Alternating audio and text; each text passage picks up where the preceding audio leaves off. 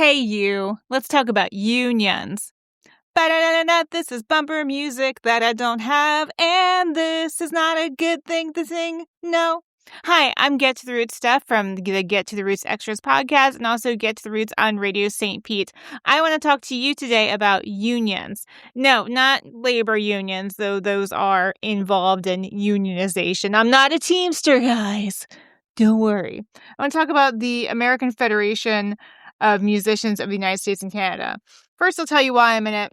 I'm in it because my songwriting partner, Jerome Savoy, aka Crazy Grandpa, wanted me to join the union. He said it would offer us protections if our songs ever did get famous and popular and do something really good for ourselves. It's not too costly, in my opinion, to join and be a part of it. And I am a strong believer of a collective. That's why I didn't fight back on this. I was like, you're right, Jerome.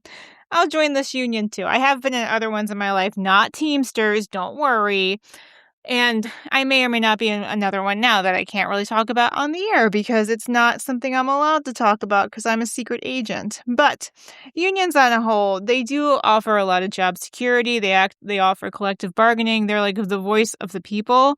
And some unions in the world in the past have been very corrupt. Some unions now that I can think of off the top of my head are very corrupt and unfair, especially to newer members. So the longer you're in them, generally speaking, the more benefits that you have. It's kind of like a give some, take some arrangement. It's like, oh, you've been loyal to the union so long. Look at all these protections you get now. But if you've only been in for a couple of years, I don't care what union you're in, you're not going to get typically the same representation you get if you've been paying your dues a lot longer. It's awful. It's terrible. I don't agree with it, but I guess it's something that kind of happens to keep the collective safe overall over time, even if someone that was not represented poorly in the past, even if they're not needs help in the future, they might get more help because they paid dues longer and they're still actually in the union. But anyway, that's all a rant to say. The longer you're in them, like the better off you typically are within them. And then also versus the outside world, it offers protections. It helps people get paid more. It helps people be connected to their rights. Also, another thing about it is it can provide like community for some lonely people. I hate to say it like that, but I mean some non-lonely people too. I guess it depends on where you are, but everyone needs community in your life, and you will be lonely if you don't seek out your community or make your community. So for people that don't have the bandwidth or the structure or they don't know what they want, it offers a community place for them, and some people can really thrive in the community is already there instead of just trying to make their own community from scratch or like get into like some cool kid community, some clique, something that you're not really supposed to be in. Yeah. It's so cool. You can tell I'm not a cool kid, right? All right, well, enough of me babbling about how unions are mostly good but also bad, and they're flawed and not perfect. So the AFM, or the American Federation of Musicians, is, according to their website, it's of the United States and Canada, by the way. It doesn't just cover the United States. The AFL-CIO affiliated labor union representing 70,000 professional musicians in the United States and Canada. And see, I'm not even really a musician, guys. Like, I'm a songwriter. I'm a poet. I'm just a regular writer sometimes. Like, I wrote a full piece this morning, just randomly wrote a piece from start to finish and fully edited. Don't know why I did that. Just sometimes it comes out. I'm like, I should be drawing pictures right now and talking. But no, I did that.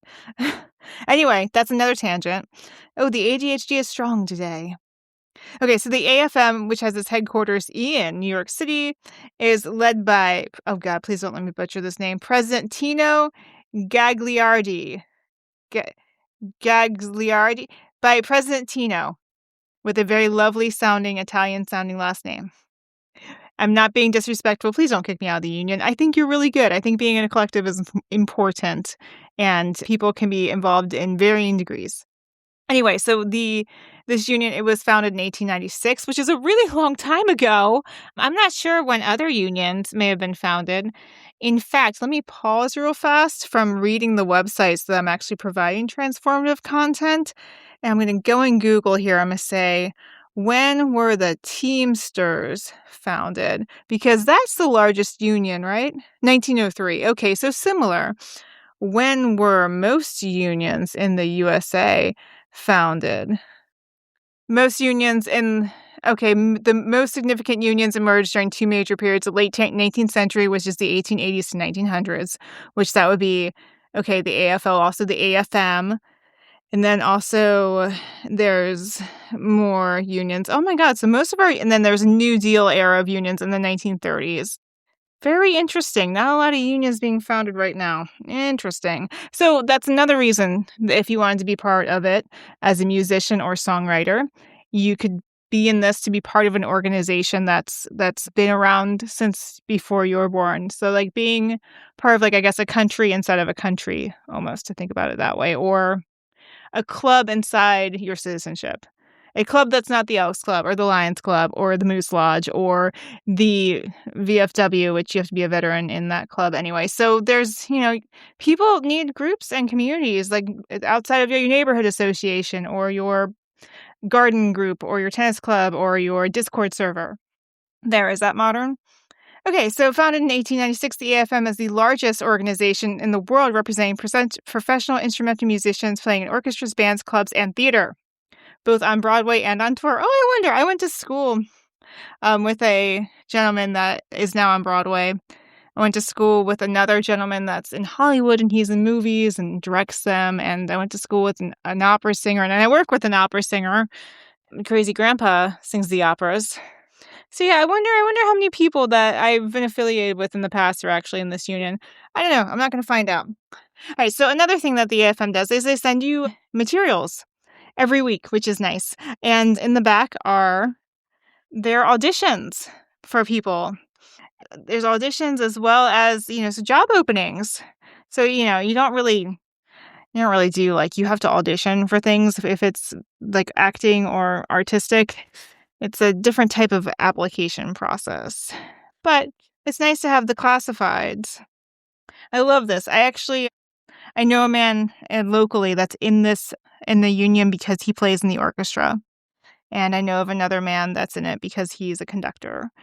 And so anyway, that's really cool. And so they tell you about, like, all the stuff that they do. And none of this really applies to me as it would like a theoretical other union that I might be in, or a neighborhood association that I might help out with, even though I don't live in that neighborhood, which is really nice for me. It's like being in a community that I don't live in, but I'm like in the community. Anyway, have I rambled long enough? Has this helped you at all? What do you think about unions? I think they're good with a high ability to become corrupt. Favoritism cliques, politics, just like an office, like office politics. Bleh. But if you can stay out of those things and just pull the good things out of it, like having access to a larger group, giving you more power just because you are in that group for control over your destiny. Getting hired for union jobs. Like if it was a labor union, there's like super strict laws about that. I'm not sure so much about these arts unions. And just, I don't know, just being part of something bigger than yourself is always, in my opinion, a beautiful thing. So I kind of like unions and I hate them. I don't like the boys club aspect. These organizations, being as a woman, like, they're really fraternal. And I have a deep respect for a lot of, like, the pageantry, the ceremony, that sort of thing. But also in that, it's really hard as a woman to get into roles that would help the organization along. But sometimes that might be by design. If you're in a local branch, I used to think, like, you got to make your local branch of whatever you're in, like, the best of the best and, like, run the show. But really, that's not your job. You have to just be as best as you can be at taking care of your local stuff and that gives support to what's above you. I think a lot of times with women, but this can happen with men too, like, we get into a project and we try to make it the most grand thing in the world. And I think that really happens with a lot of women, but men too, that are new into unions. I've seen it not in the AFM, but in other ones in my lifetime. And it's hurtful to see things not go perfectly or not go very well or not feel very fair. But that could be, it's not good. But also, if you want things to go perfectly and you're trying to redesign the wheel, sometimes that's bad too. Like, you have to think of, like, simple solutions and try to make things as fair as possible, and realize that sometimes the grand solution is not the best solution. It might even be a worthwhile, sustainable solution. It might be too complicated. I'm not saying this to, like, poo on any of my fellow women out there. I'm just saying from my own point of view, that I like this capacity to create work for myself where work never was before. And I'm not alone in this. I think a lot of us do-gooders out there, we do that and we forget to look at the shadow, the negative side, or the strengths in the shadow self and the strengths in the shadows of organizations and the leeway and the loopholes in the room for things to turn out better because maybe something weird happened along the way. That's a very abstract way of me saying that not all things that are imperfect are bad. And as my best friend Alexis Baum would say, I'm a recovering perfectionist, and I feel the same way too. So you can't let a union take over your life. You can't devote your life to something like this. You can just be a part of it and like do the best you can. I'm still very pro union, especially for what they do on a national level for a lot of people that need help and representation. I honestly wish that we had more good ones out there that just helped people a little bit. Sometimes you just need a little bit of help with getting your jobs or getting something in life and a discount or better insurance or something of that nature or jobs or auditions. There's just so many things out there that we could do to help each other in our little collective perspective groups. And I like that I don't really do much with this union. I just am in it in case we ever need the protections, but I like supporting it because it's helping out so many actual musicians. It's pretty cool. I'm I kind of write songs and now I get to kind of contribute to something that helps actual musicians, people that do something I could never do, a little bit. I think that's really cool. I'm not pooing on these women either. God, it just seems like I'm pooing all over women. I swear, I love women. I am a woman. I try to be the best woman I can be because I want to be balanced and level-headed and not a Karen. And that is the colloquial term. I don't like using that because I know people named Karen that are really nice and really awesome that don't deserve that. Okay, rewind. I want to not be an entitled person. I don't want to be spoiled, but I also don't want to be the world's biggest victim. And I don't want to take out things on other people. But I was at a gathering of women, I think 2 or 3 years ago, and they all can actually play music. They can do things. They can play in orchestras. They can play in ensembles. Some of them have years and years of experience. And I just asked them if they were in this union, and nobody was. And I was like, well, that's the way you can get auditions and jobs and network and meet people and play for a living, which is something that if I could play an instrument, I always think about one of the opening scenes of Ghostbusters. Her job, the main leading lady there, was she got to just play an instrument all day. How great is that? What I do for a living is not that good. It's not nice. It's not great. I would much rather be playing full-time in an orchestra, blowing a horn or drumming, tappa, tappa, tappa, tappa, tappa, or just doing something that is not what I do for a living. Because at least then you get to learn classical music and be surrounded by other people that are devoted to something. And then you can be with all those weirdos, but you're indoors and you're making something beautiful in the world and carrying on classical conditions. It's an amazing job. I love musicians. I wish I could play. I don't have it. I don't have much. I don't have the skills. I was definitely there's things that happened in my youth that showed that how much stupider I am than the average person. And that's okay. You gotta just make do with your stupidity.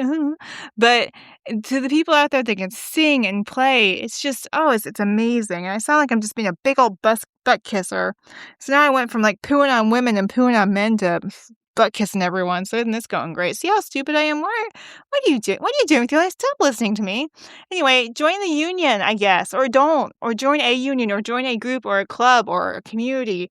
And if you're a big old weirdo, start your own group of weirdos and just help each other out, but just a little bit, just a little tiny bit, and make yourself a little bit stronger, make things a little bit better, make those tiny tweaks. Remember Alan Greenspan? He used to just make tiny tweaks to the economy. And apparently that was a good thing. Didn't need to do these grand sweeping gestures. He didn't need a revolution. He just needed a little bit of fixes. Some people just need a little bit of help. And maybe that's a little bit okay. Also think about the strength and some weird imperfections. Think about having women in the paternal organization and our mere presence just messing up things for them and how amusing that is. And also don't poo on women and don't poo on men and don't poo on Karens and don't poo on yourself. And it's okay to be a little bit stupid. And it's okay to have gone to school with some amazing, incredible people. And it's okay to not be talented and not be skilled and not have the ability to go as far as someone else. All we can ever do in this world is just do our best and have fun doing it. All right, that's the end of my TED Talk. Check out my radio show if you don't want to hear me talk so much. I play some awesome local music by musicians that can actually do things. And have a great rest of your day. And let me know what you think in the comments. Just roast the ever living curse word beep out of me.